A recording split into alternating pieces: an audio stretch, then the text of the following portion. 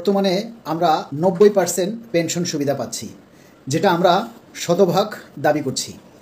2015 সালের পূর্বে পেনশনের ক্ষেত্রে যে সুবিধাটা ছিল সেটা হচ্ছে একজন কর্মচারী যদি অবসরে যায় তাহলে সে চাইলে তার শতভাগ পেনশন সে উত্তোলন করতে পারত। ধরুন, যদি একজন কর্মচারীর গ্র্যাচুইটির আনুতোষিক হিসাব হিসেবে তার 50 লক্ষ টাকা এককালীন আসতো, তাহলে সে যদি পেনশন শতভাগ উত্তোলন করে নিত তাহলে সে সেই 50 লক্ষ টাকাই পেয়ে যেত।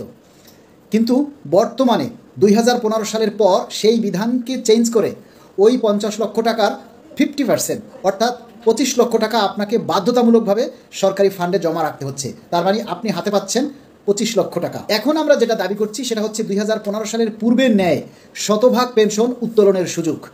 তাহলে সে 50 লক্ষ টাকাই উত্তোলন করার সুযোগ পাবে। ধরুন, একজন কর্মচারী অবসরে যাওয়ার 6 মাস পরে যদি মারা যান, তাহলে তার যে আনুতোষিক 50 লক্ষ টাকা ছিল, যার 25 লক্ষ টাকা সরকারি ফান্ডে জমা ছিল এবং 25 লক্ষ টাকা সে পেল, তাহলে সরকারি ফান্ডে যে 25 লক্ষ টাকা জমা ছিল সেই টাকাটা কিন্তু তার পরিবার আর কোনো দিনই ফেরত পাবে না। তাহলে সরকার পরিবারকে ঠকালো। অনেক কর্মচারী আছে সারা জীবন চাকরি করে নিজের শ্রম মেধা সরকারের কাজে লাগায়, কিন্তু যখন সে অবসরে যায় তখন তার ইচ্ছা থাকে যে অবসরে যাওয়ার পর সে সুন্দর একটা বাড়ি করবে, সে তার ছেলেকে বিয়ে করাবে, মেয়েকে বিয়ে করাবে, এরকমের অনেকেরই আকাঙ্ক্ষা বা ইচ্ছা থাকে। কিন্তু বর্তমানে এই 50% পেনশনের টাকা সরকারি ফান্ডে জমা থাকায় অনেক ছোট ছোট কর্মচারীরাই তাদের সেই স্বাদ পূরণ হয় না। চাকরিরত থাকা অবস্থায় সে না পারে একটা ফ্ল্যাট কিনতে, না পারে একটা বাড়ি তৈরি করতে, না পারে অন্য কোনো বড় বড় কাজ করতে। ধরুন, একজন সরকারি কর্মচারী অবসরে যাওয়ার পর সে যদি কঠিন রোগে আক্রান্ত হয়ে যায় তাহলে সেই চিকিৎসা করতে করতেই তার অবস্থা কাহিল হয়ে যায়। তাহলে এখানে তার পেনশন গ্র্যাচুইটির অর্ধেক টাকাই যদি সরকারের ফান্ডে জমা থাকে তাহলে সারা জীবনে সে কী পেল?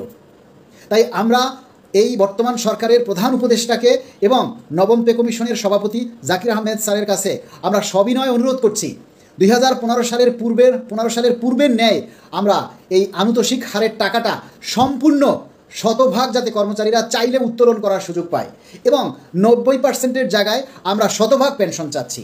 এবং সেখানে আনুতোষিকের হার এখন যেটা 1 টাকার বিপরীতে 230 টাকা, সেটা আমরা 1 টাকার বিপরীতে 500 টাকা দাবি করছি। কারণ একজন কর্মচারী তার মেধা, তার শ্রম সারা জীবন সে রাষ্ট্রের কাজে ব্যয় করে, কিন্তু সারা জীবন চাকরি করার পর সে যদি তার একটা সম্মানজনক একটা টাকা সে না পায় তাহলে সে তার পরিবারকে কিছুই দিতে পারবে না।